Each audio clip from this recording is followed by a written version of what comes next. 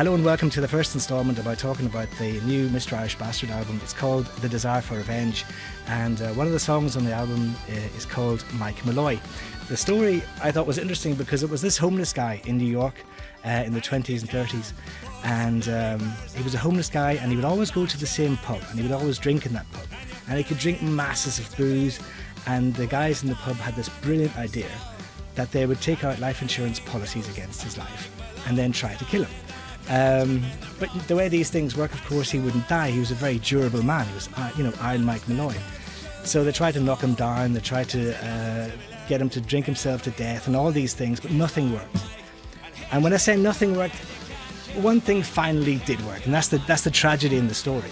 But I thought it was such a funny story. Just these guys in this pub and this homeless guy just surviving against all odds. And I thought there was a certain charm to that, and that's why I thought I'd do the song. And we'll chop off his head and we'll kill him twice, just to make sure he's bloody dead. And we'll dance around the burning spike around Oliver Cromwell's hair. In the valley of the storm and then she said, we'll take him off. Oliver Cromwell's head. Now there's a long and great story about Oliver Cromwell's head. Now Oliver Cromwell, of course, in Irish history, there's a certain story to that, but that's not really where I wanted to go.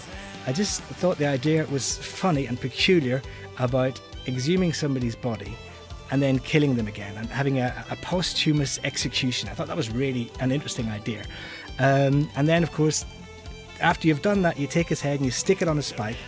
And I thought there was a certain vibe that had, how much anger do you need to do that?